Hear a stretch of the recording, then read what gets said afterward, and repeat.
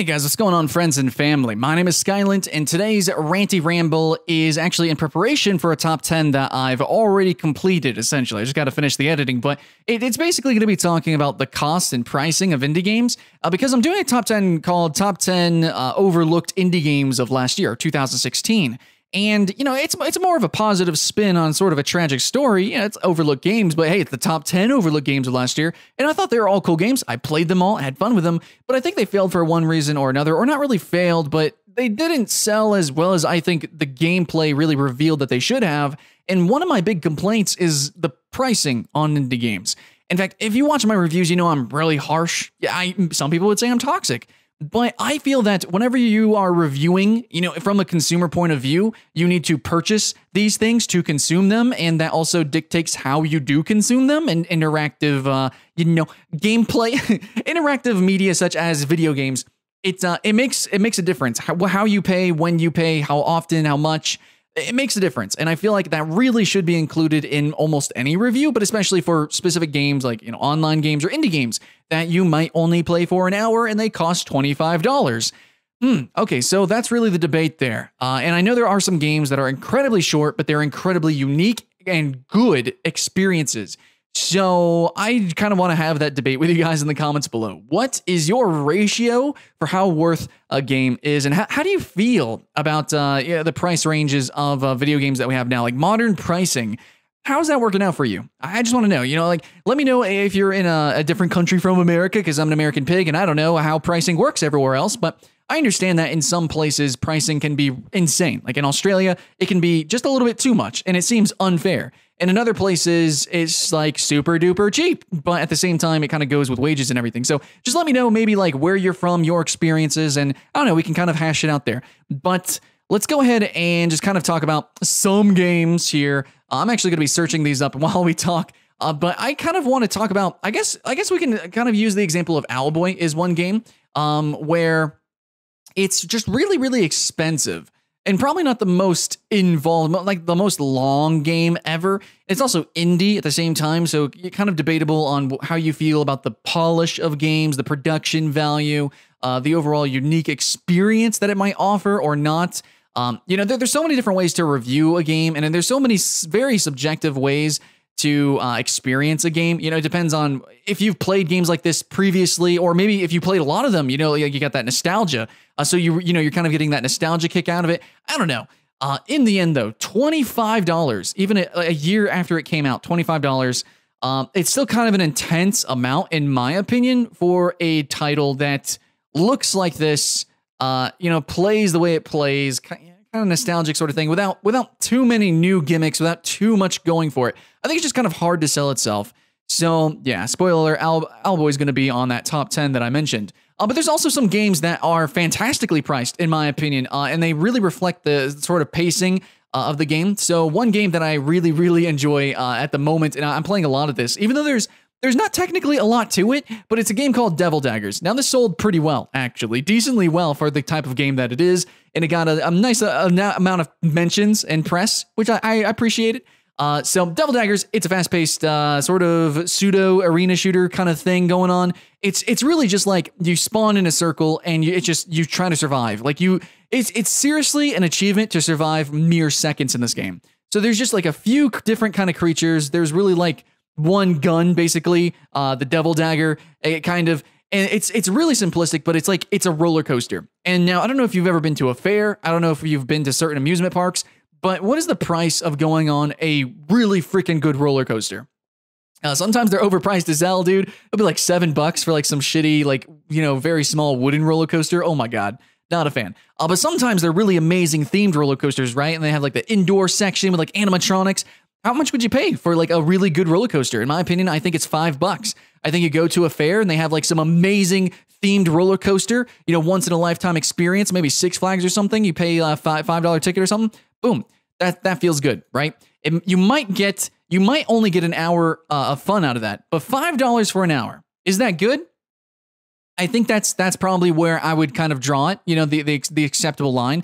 Luckily, Devil Daggers, if you only play it once, it's fair. But if you do continue to play it and play it, you know, over and over again, because it is kind of like a leaderboard game, it's kind of repetitious, you can actually get more than your money's worth out of this game. And I think it's also a really cool game to kind of practice aiming and just kind of FPS skills overall. It's an interesting game. It's a roller coaster. It's fun. It's worth $5. So that's my worth it. But then you also have games that are just like beyond their just normal worth. Like they give you so much like they give you just so much content. So much content. It's just unreal. Normally these games are used games, aren't they? Or used games. You go to GameStop or something, or some, you know, like a local mom and pop store near you that sells like old games. Or just like on sale games, you know, Humble Bundle, stuff like that. The games that you see on sale frequently, for like they're like $60 games and they'll go on sale to like $20 or something. That's always worth it, basically, almost. It's like sale games are amazing, and there's definitely a reason why people join like forums called patient gamers and stuff like that. So it's just so worth your money. It's so worth your time. Then, even if you don't like the games, you're gonna get your money's worth because it's just a big sale. But of course, everyone is different, actually. So I'm going to kind of give you an explanation of how I feel about certain genres of games. And I think some of you guys who follow me kind of understand where I'm coming from. But let's go ahead and use the genre of party games as an example. So even as somebody who's fanatical over party games, and I try to get as many people to play party games with me as possible, and I even know those tricks, how to play co-op games online and stuff like that. So I use those sometimes, but even then, I don't actually play party games that often, as much as I can. But really, party games is an event type of game. You're going to play it a few times. And if you have a lot of friends that really love one specific game, you might play that. But trying to love and appreciate the entire genre at their price point is just ridiculous. So let's talk about a few games that I think some people would really love to play, but absolutely probably won't. So here's a game I love called Crawl. Crawl is $15, and it's sold okay, you know, for a party game, I guess. And it's great. It's amazing. I even know specifically Total Biscuit likes this game and heavily talks about it and promotes it. It's a cool game. I liked it. Immediately, as soon as the game was announced, boom, I was in it. Okay, I got the early access. But it's $15. It's $15 for a game you might play one time. Now, you know how I said about the Devil Daggers thing, right? The roller coaster ride, you play it for that one decent time. You have that one decent experience. $5 is fair. But Crawl is $15. Now, of course, here's the debate I think that we're gonna have. So Crawl is a party game, and we've already established this. So it's a 4-player competitive game. But to really get the most out of this, you need to play it with 4 whole people, which means 3 other people.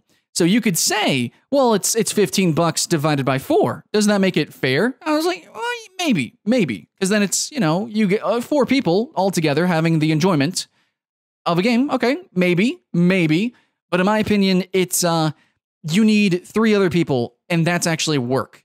As in, you won't be able to just play this game alone. You simply won't.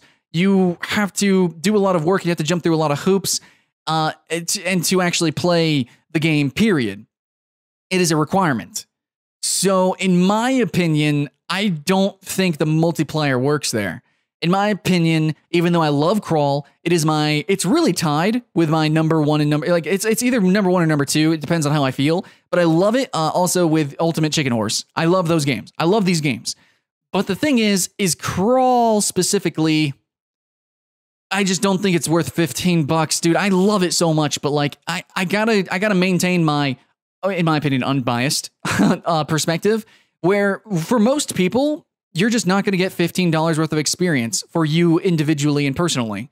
So yeah, party games, in my opinion, you really need to aim for that $5 mark. That $5 mark is super sexy. I know we got stuff like Gang Beasts, you know, it's like $20-something, stuff like that. I just don't think so. So let me actually type in Ultimate Chicken Horse is $15. So let's go ahead and talk about why Ultimate Chicken Horse might actually be worth the $15. So here's a little bit of a twist and difference. So Ultimate Chicken Horse is a game that you can just play it with 2 people. Now, you can also do that with Crawl to an extent, but Crawl really, like, even though it has bots, it's really fun with 4 players. Of course, every party game is going to be better with 4 players. But Ultimate Chicken Horse, you can play it with just one other person. You can have like a duel, and it can be just as fun. You can actually maybe potentially have more fun because you can do very specific, like weird gimmicky challenges.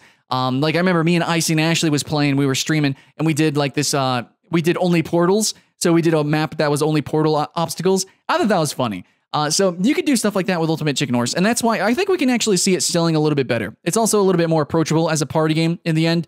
But I think really a good thing that helps sell it is that it's online functionality. So you can also play this online. Immediately, you could jump in, find some lobbies, and jam with some people. Again, that accessibility, which makes it easy for anybody to jump in and co-op. You can go online and easily find some matches and just jump into their matches. So Ultimate Chicken Horse might get a slide, might get a little bit of a pass, but in the end, $15 for a game that has no campaign, that requires other players to play, even if you can easily find other players, or you can even play with one player. I think Ultimate Chicken Horse is worth $10, in my opinion. It gets a slide, but not the full freaking multiplier. You know what I'm saying? So there is that. It's a tragedy, right? Again, one of my favorite games of all time. I love these games, Crawl and Ultimate Chicken Horse, but I still don't think they're worth full price. So, are indie games too expensive? I think in certain genres, absolutely. But I think some of them, it's like way more specifically, we see like party games consistently being over freaking priced, man. Really don't appreciate that. Absolutely not. But then you also have games, just multiplayer games, period, right? So if we kind of talk about party games, it's like, okay, you need other people to play. What about online games that are niche? So then you have games like Reflex Arena, like a bunch of arena shooters, a bunch of RTSs.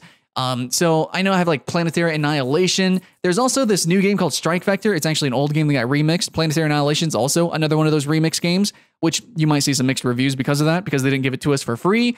Anyways, got really burned on those games, but they're really multiplayer only games, even though they might have a campaign or whatever. Whatever.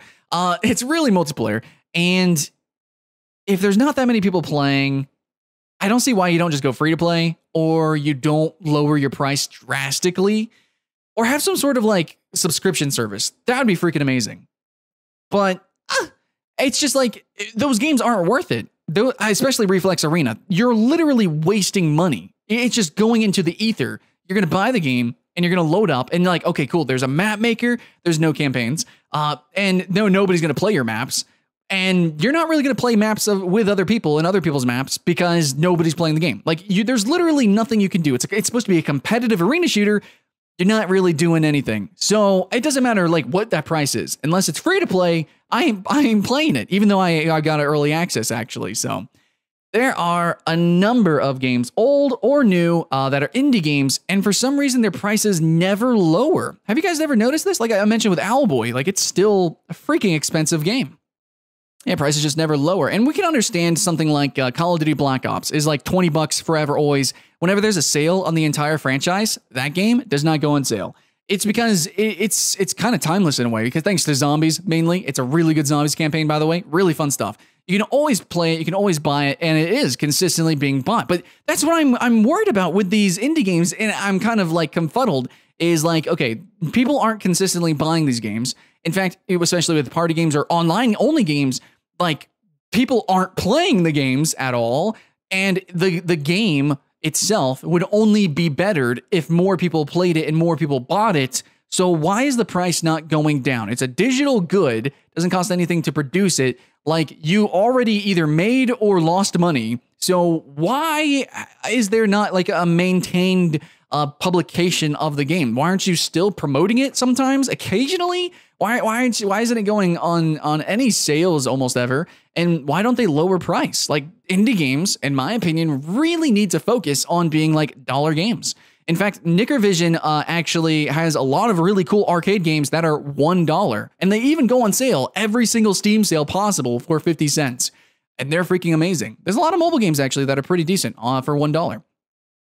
But like, I think indie games really need to focus on $1, $5, and at most $10, stuff like that. Now, if you have a game like, let's talk about a true sort of like AA or AAA indie game kind of, you can do $15, $20, and $30. Sure, you really could do that. If you have a game like Hellblade, like obviously that's like a AAA indie game. Cool, awesome. Then you have games like Castle Crashers as well. I mean, we all understand, right? It's got a full campaign that you can play twice for the challenge mode, unlockable characters. It even had a competitive scene with its multiplayer, and there's lots of little fun game modes. And there was like a consistent amount of charm and polish and production throughout Castle Crashers, and it's amazing. And it was worth, and still is worth, in my opinion, $15 because of that, and it does still have a consistent player base. Though I do think you can play a single player. Still, you know, to get the multiplayer, you know, you're gonna have to play with some other players, obviously. Still, it goes on sale, every single sale, all the time, to just like basically pennies. Oh, it's a couple dollars. And that's really, really freaking cool. But for some reason, these other indie games, which offer so much less, I don't care if you're newer or older and they have less unique or interesting gameplay with less replayability, they're still like triple that price. You know, even if we do consider like comparing sales or whatever, if it does go on sale. It's just really flabbergasting to me.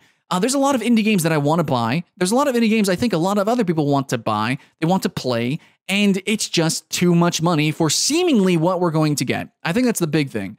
These indie games, and this is my big problem with indie gaming, period, is that you're indie. You're an indie developer. You have to wear a lot of hats. And I've said this in so many videos, but I just feel that indie devs don't really publish their games well enough. I don't think they pick the best prices. I don't think they find the best partnerships generally. I think more and more we are seeing like, you know, partnerships with Humble Bundle and things like that, or getting good sales, you know, the Steam sales. But I don't think it's enough. And I think still at the same time, we're getting a lot of these games that are consistently pricing themselves way, way too high. Like, I don't mean to offend these games, which I love, but your games to most people aren't worth what you're asking. And I again, like these are, you know, very unique experiences. But there's just a lot out there. There's a lot that we can do. Even if it's a totally different experience, there's still more new stuff that we can go and do for, you know, much less, actually. We can have two unique experiences going off and doing something else, or we can just buy your game and have the one experience. So that's just really it. It's not about how unique your game is. It's not even about how good your game is. It's just the way you're pricing it. There's a lot of competition, period. There's more games than ever being created. Doesn't matter how special your game is or you think it is. There's just a lot to buy. There's a lot to consume. There's a lot to digest here in the gaming market. So, my opinion, I think indie games overall should be probably reduced by 1/3 of their price. Basically, almost every single one. That's my opinion, and my rating is kind of based off of like movie theater ticket. You know, if I can get 2 hours of enjoyment from $10, or basically Devil Daggers, you know, 1 hour of just nonstop fun content, 1 hour gameplay for $5, and it's got to be a whole new experience. Like if I go play Devil Daggers again, you know, or it's like a Devil Daggers 2 and it's $5 again, but it's basically the same game, that's not worth it then, right? So as long as it's a brand new experience, it's wholly 1 hour of just raw, awesome content.